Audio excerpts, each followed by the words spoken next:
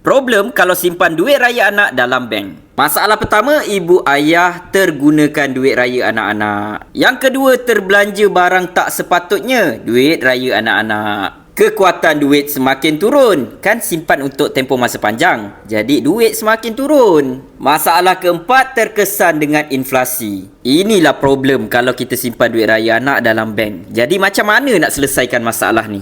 Nak simpan mana kan? Antaranya boleh simpan dalam bentuk emas 999 24 karat, iaitu jongkong ataupun dinar emas. Sebab simpanan emas sangat sesuai untuk simpanan tempoh masa panjang. Sekaligus sesuai untuk kita jadikan sebagai dana pendidikan anak-anak nanti. Dekat mana nak simpan? Boleh simpan dekat akaun emas Gap Public Gold, di mana boleh buka akaun emas anak-anak yang berusia seawal baby pun dah boleh dapatkan akaun emas Gap. So, kepada sesiapa yang nak mulakan tabungan emas untuk anak-anak di akaun Junior Public Gold, boleh isi beg biru ataupun tekan link di bio ataupun di mana-mana link yang saya tinggalkan. Jom selamatkan duit raya anak daripada terguna, daripada inflasi, dan kita simpan untuk tempoh masa panjang untuk dana pendidikan mereka dah besar nanti.